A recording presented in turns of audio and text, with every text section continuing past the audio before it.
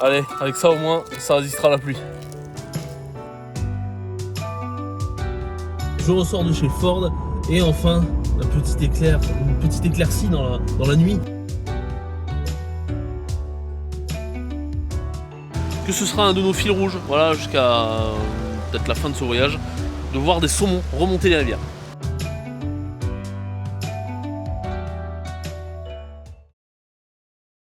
Aujourd'hui est une grande journée, ou pas.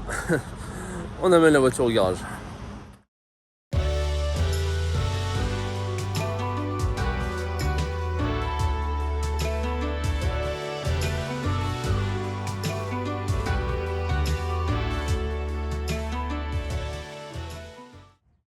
Allez, voiture déposée, il n'y a plus qu'à attendre. On s'est mis sur le parking du Ford. Et puis on verra bien. Il n'a pas été ultra rassurant non plus, dans le sens où il m'a dit si le travail doit être fait, c'est même pas sûr que ce soit fait aujourd'hui parce que ça dépend des pièces, etc. En Alaska, tout est difficile à avoir.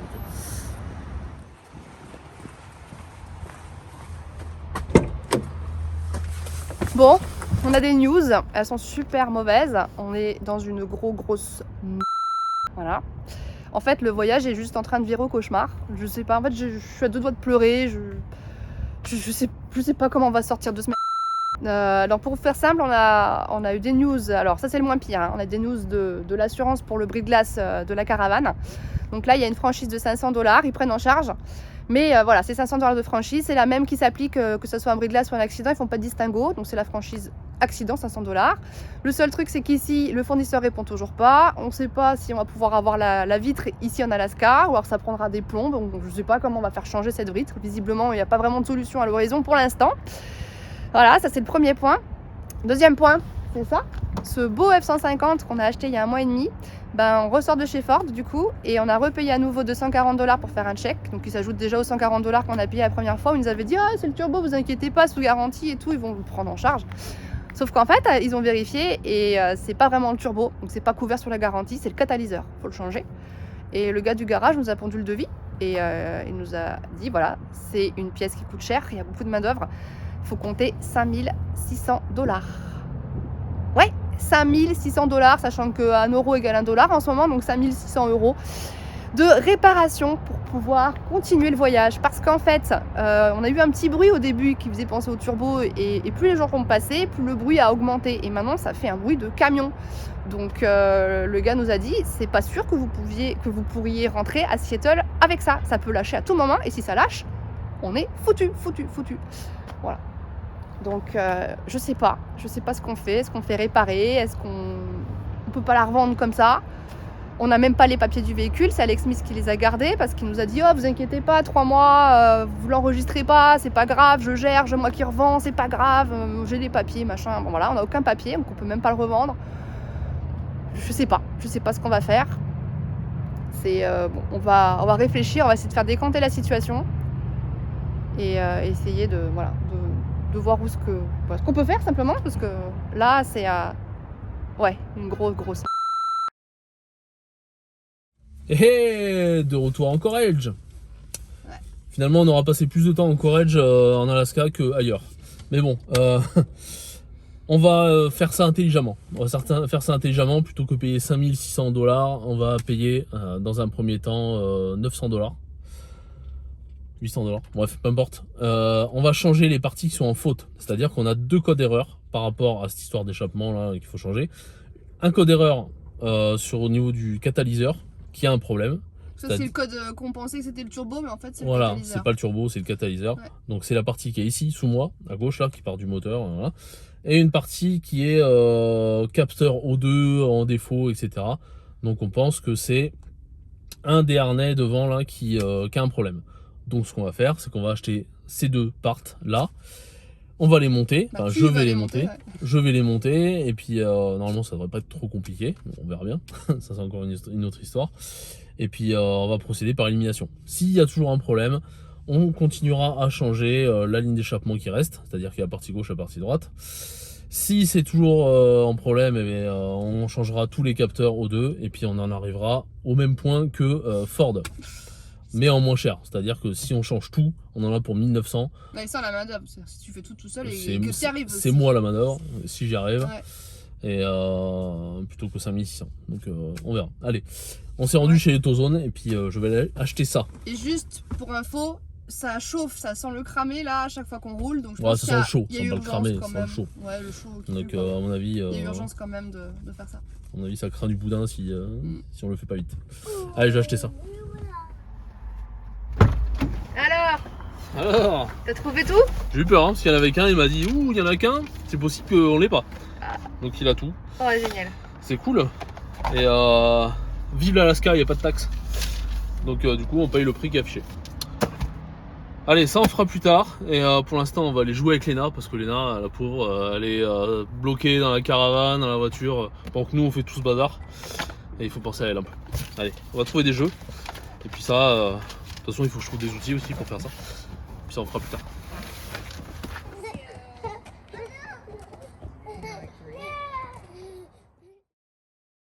Allez, 8h du matin, au saut du lit, je me faufile sous la voiture. Ça sert à rien que je mange, ça sert à rien que je me lave, parce que de toute façon, je pense que je vais me salir. Et voilà, allez, on verra le résultat après. Ça sert à rien que je fasse le tuto de tout, c'est pas très intéressant.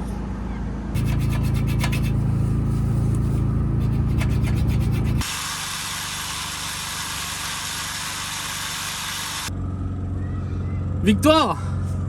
Je réussi à enlever. Ah, j'en ai pris plein les oreilles et plein les yeux. Ah, ne faites jamais ça à la maison, hein. Bossez avec des lunettes. Hein. Mais quelle horreur. En fait, tout était soudé. Le tuyau, en fait, il s'en mange dans l'autre tuyau là. Et c'était soudé carrément. J'ai tapé comme une mule. Mais c'est venu, allez. Il n'y a plus qu'à mettre l'autre. J'espère que ce sera pas une autre paire de manches. C'est lourd, hein.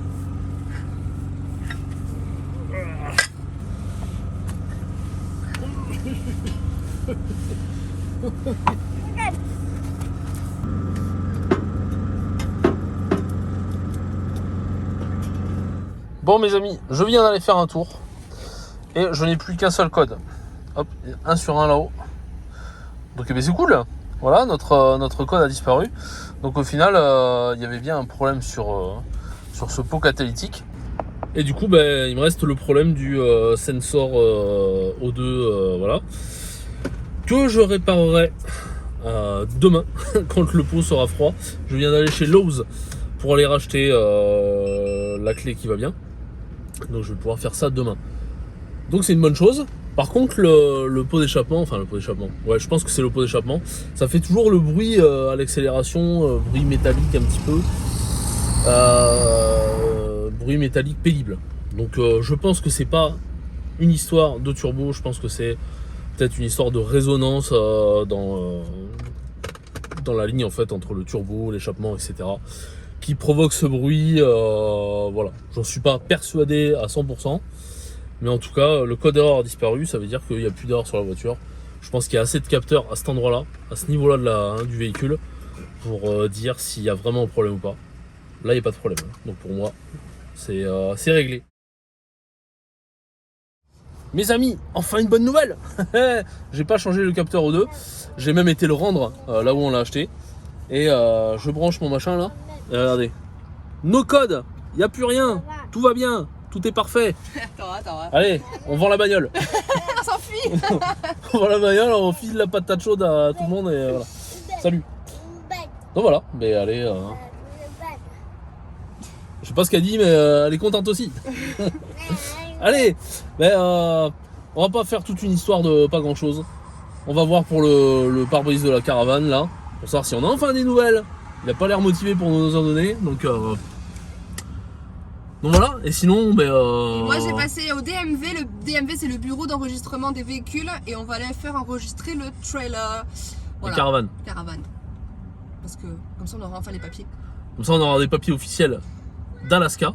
D'ailleurs on remercie une des personnes qu'on a rencontrées au 4 juillet, à la parade du 4 juillet, qui est français, d'origine française, qui nous a filé son adresse comme ça. Ouais, utilisez mon adresse pour enregistrer votre caravane, il n'y a aucun problème, ça marche, c'est cool. Voilà, super, merci beaucoup Manu, il va peut-être se reconnaître.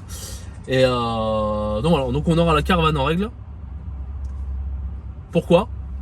On vous le dira peut-être. On vous le dira peut-être un jour. Vous risquez de nous prendre pour des fous encore, mais vous verrez. Allez, salut. Hey, je ressors d'ici pour la 16e fois. Et ça avance. Ça avance. Ça avance et ça recule en même temps. Il m'a donné le numéro de la part number. Il m'a donné le numéro de la pièce en fait. Et 306 $. Donc ça va, c'est pas cher finalement. C'est beaucoup moins cher que le truc avec l'assurance. Mais 5 semaines de livraison.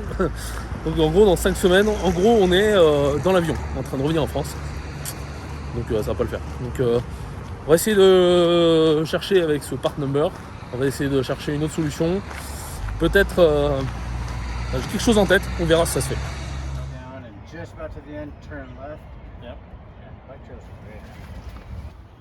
Bon, la solution alternative, c'est de remplacer la vitre en verre par une vitre en plastique, en polycarbonate exactement.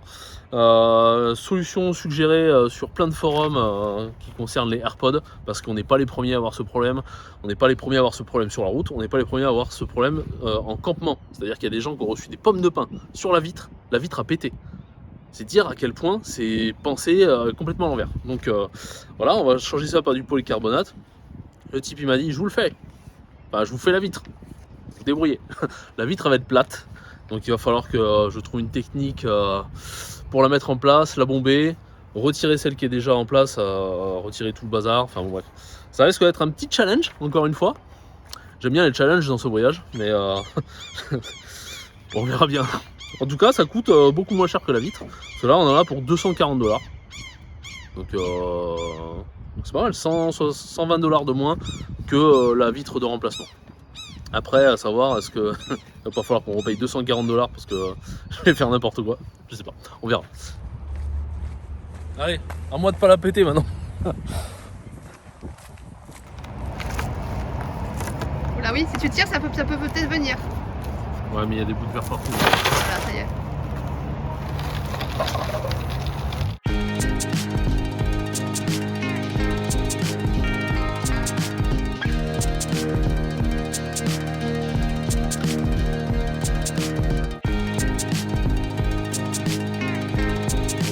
Allez, j'ai enlevé la vitre. Ah, le truc que je pensais qu'il allait me prendre 10 minutes, ça m'a pris 3 heures. Je sais pas combien ça m'a pris. 12h30. Ouais, voilà. Trop long. Du coup, je sais même pas si je vais avoir le temps de finir aujourd'hui. Donc, surtout qu'il faut que j'enquête. Parce qu'en fait, je savais pas quel support il y avait là. Donc, il y a de la ferraille, il y a du joint dur, il y a du joint mou de pare-brise et il y a de la mousse. Donc, avec ça, débrouille-toi pour trouver quelle colle va bien pour coller de l'acrylique sur ça. Donc, va falloir que je regarde, je me renseigne un petit peu et puis en espérant aussi qu'il l'ait ici à Home Depot. Allez, on va nettoyer tout ça là. Parce que là, c'est le bazar intégral. Et ça, on pourra travailler dans la propreté. Puis il y a toujours les lunettes, jamais oublié.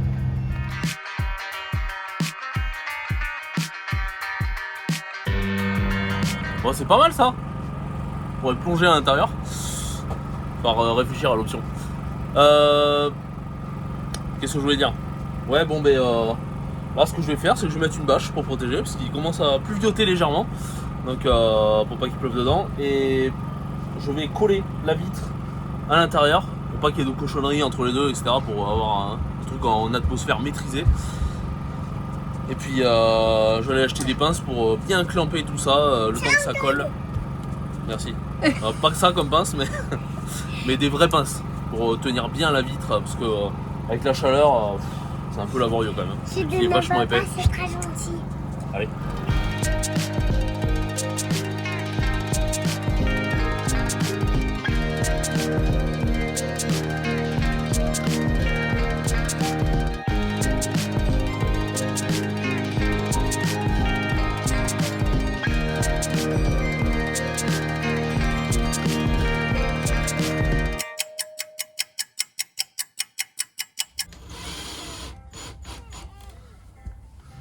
Allez, on aura mis 2 jours à poser la fenêtre et là c'est le drame.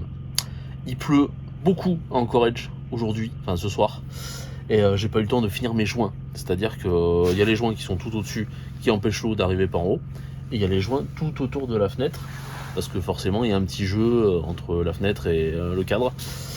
Et patatras, fuite à l'intérieur. Donc Mais c'est très sournois en fait, ça vient d'en haut, ça coule tout le long et ça vient se réfugier en bas. Donc avant qu'on percute que ce qui est en bas vient d'en haut, eh ben, y a eu de l'eau qui a eu le temps de couler. Donc là c'est bon, j'ai été chercher un produit exprès pour faire de l'étanchéité, même sous l'eau, enfin voilà, pas de problème. Donc là ça a l'air d'aller mieux. Mais faut toujours, c'est toujours la course, c'est toujours au dernier moment, c'est toujours... c'est pénible, franchement c'est épuisant. Mais bon, on va y arriver. Ouais, allez. On est content. On va vers l'aventure. On va dans l'Utah. Ah bon?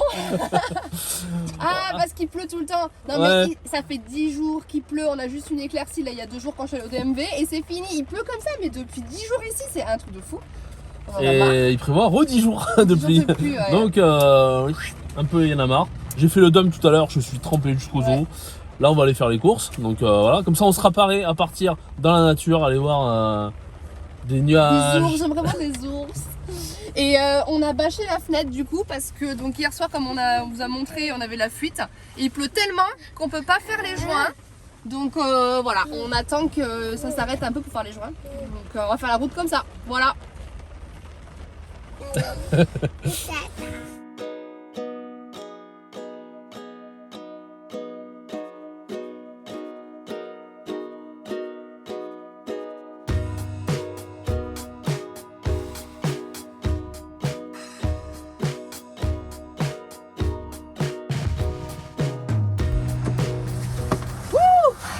Mais c'est quoi ce vent? Un vent à décorner des bisons, je peux vous dire que vous avez chaud, bah nous on a froid.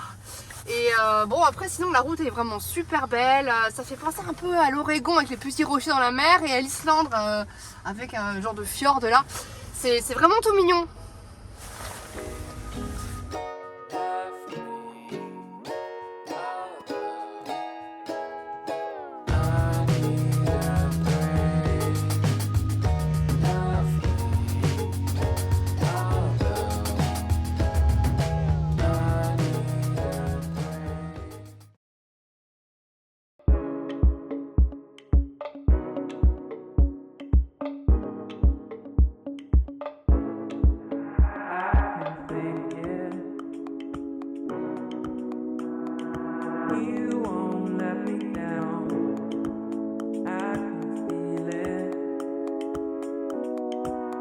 Et oui mes amis, 10 degrés, de la pluie, mais on est dans la nature, donc on est content, il n'y a pas de problème. Et surtout qu'on sait la chance qu'on a quand on sait qu'il fait plus de 40 degrés en France, avec pas un nuage à l'horizon. Bon bref, ici on est bien, je peux vous le garantir. Et on vous envoie un petit peu de fraîcheur d'ailleurs, à vous qui subissez un peu la chaleur. Toujours est-il qu'on s'est rendu sur la péninsule de Kenai. Kenai c'est au sud d'Anchorage, donc une petite péninsule toute mignonne avec des sapins, des glaciers, des petites rivières à saumon. Et d'ailleurs c'est le royaume du saumon ici, c'est pour ça qu'on est venu ici. On en a parlé avec la personne qui gérait les parts pour la caravane, pour notre pare-brise. Elle nous a dit vous allez à Kenai, allez à ce camping, vous allez voir, j'y suis allé il y a une semaine. J'ai vu des grizzlies en train de pêcher des saumons, c'était extraordinaire, regardez la vidéo. Sandrine a failli faire un infarctus, tellement c'est son rêve pour elle de voir des saumons pêchés par des ours, pardon, parce que des saumons pêchés des ours, bref, peu importe. Le problème c'est qu'on n'est pas tout seul, regardez. On est plusieurs à vouloir rentrer dans ce camping, et en plus la partie où on peut voir les grizzlies, elle se trouve vraiment à l'autre bout. Donc voilà, on attend notre tour, d'ici 1 heure on saura si on pourra rentrer ou pas, parce qu'il y a une partie first come first serve. Donc on verra bien. Mais c'est pas garanti qu'on voit des saumons pêcher des ours. Donc on verra bien. Allez, c'est bon, j'ai trouvé un emplacement. Bah surtout que voilà, on est arrivé, je suis allée une demi-heure avant, je me dis comment on fait?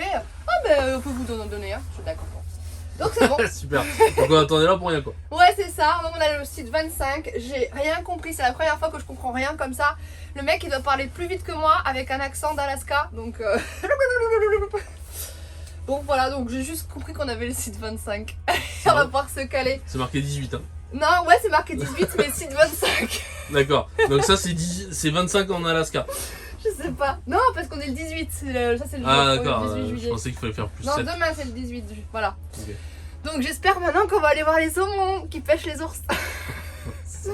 Moque-toi, ouais, moque-toi. Mais il y a des feuilles là. Ah oui, oui. Ouais, Faut les détailler. allez, on bouge.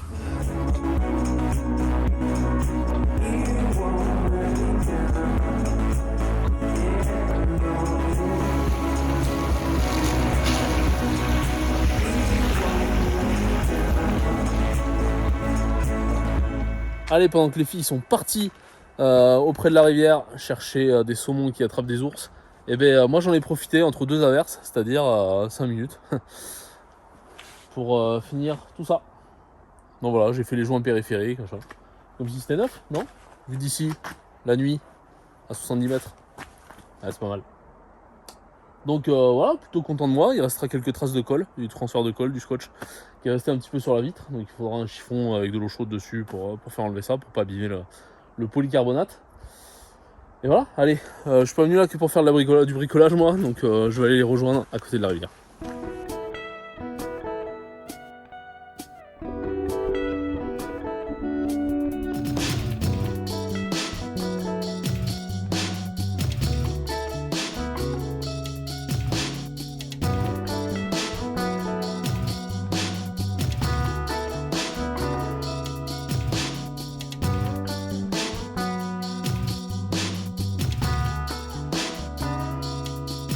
Allez, je continue tout seul le long de cette Russian River.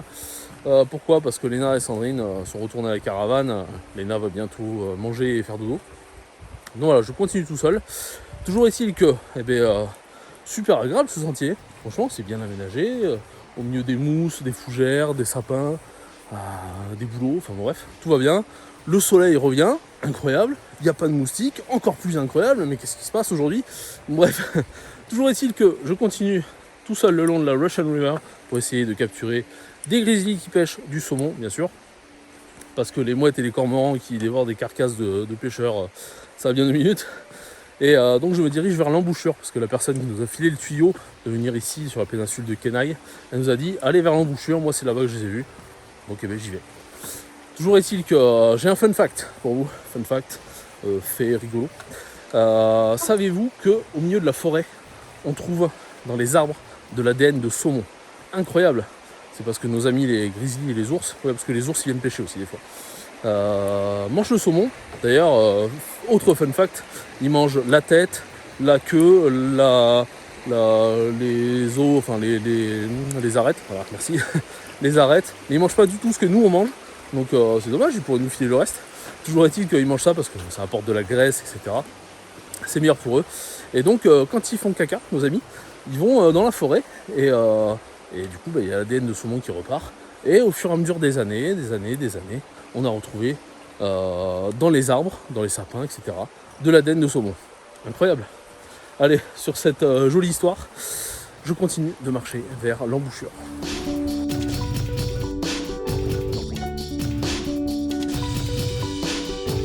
Bon, je sais pas vous, mais moi je sens que ça va être difficile de voir des ours ici. C'est un peu le Black Friday du saumon là, aujourd'hui là. Il y a un monde de dingue. Je sais pas s'ils vont sortir de l'eau, si je dois attendre un peu. Je vais attendre un peu quand même, voir si ça dégage un peu. Et puis on verra.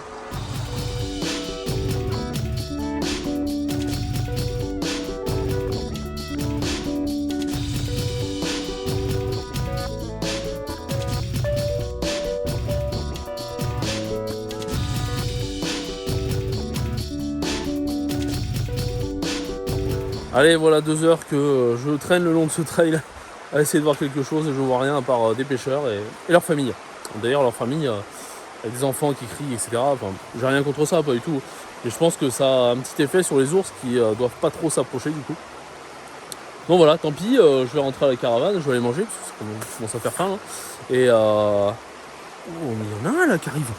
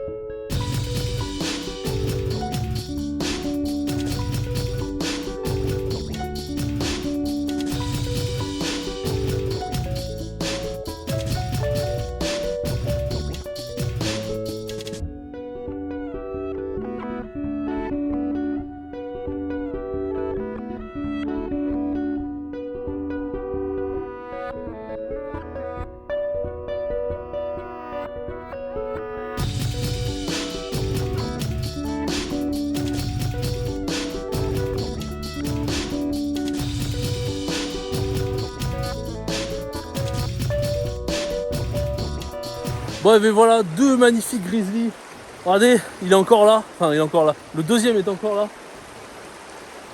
Pour la taille de ces bestiaux, quoi.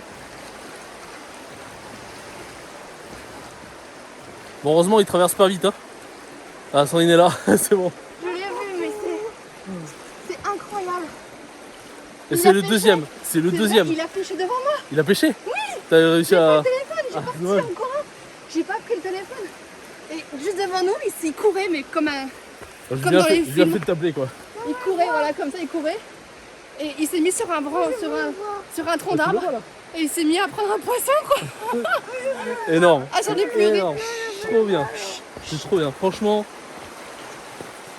Franchement, si ce tour du monde se finissait pas ici sur ces 3 mois en Amérique du Nord sur des belles images comme ça, on aurait eu bien les boules. Mais là, c'est franchement, je pense qu'on peut rentrer. Hein. On peut rentrer. J'ai vu l'ours pêcher, quoi. Mon rêve. J'ai les larmes aux yeux, quoi. Il a pris ce poisson devant moi, quoi. Génial. Moi aussi, j'ai les larmes aux yeux, du coup. C'est merci la vie, du coup. C'est trop bête de dire ça, mais génial. Génial.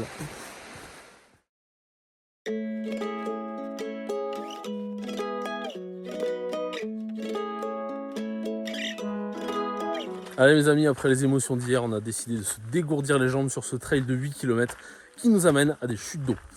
Chutes d'eau qui ont la particularité de retenir les saumons. Et oui, c'est une barrière naturelle, c'est la première barrière naturelle qui rencontre ces saumons sur la Russian River depuis le Pacifique. Donc du coup, ils s'arrêtent ici et ils fraient à cet endroit-là. Les femelles déposent les œufs, les mâles fécondent tout ça et j'espère qu'on va pouvoir voir ça en direct.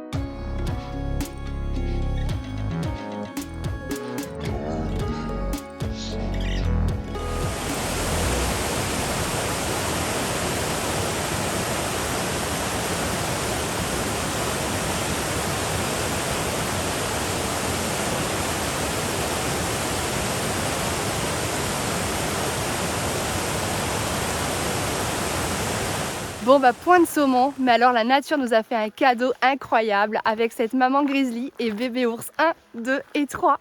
3 bébés ours et cette maman en train de pêcher du saumon au bord de la rivière. Mais quelle chance on a eu de voir ça, c'est incroyable, c'est extrêmement rare. Donc voilà, je suis comblée. C'est vraiment l'ascenseur émotionnel en fait, cette semaine, entre eux et les galères, la grosse catastrophe du début de la semaine et là ce qu'on est en train de vivre depuis 2 jours ici en Alaska. Comme quoi l'Alaska tient vraiment toutes ses promesses. En tout cas, c'est sur cette note hyper positive qu'on va vous laisser ici cette semaine. On espère que les galères sont loin derrière, qu'on va pouvoir rentrer dans ce voyage et en profiter à fond. Je croise très fort les doigts. Allez, en tout cas, laissez-nous un petit commentaire pour échanger à propos de ces galères, ce que vous en avez pensé, de cette wildlife, de ce qu'on vient de voir. Voilà, dites-nous tout. Et puis laissez le petit pouce vers le haut pour nous encourager, ça nous fait super plaisir. Et si ce n'est pas déjà fait, abonnez-vous. Et nous, on vous dit à très vite. Allez, à ciao les amis.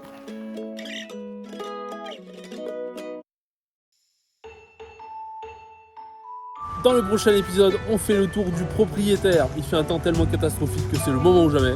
Les points positifs, les points négatifs, les avantages, les inconvénients par rapport à une cellule. Bref, on vous dit tout. Ça se passe la semaine prochaine. Ciao les amis.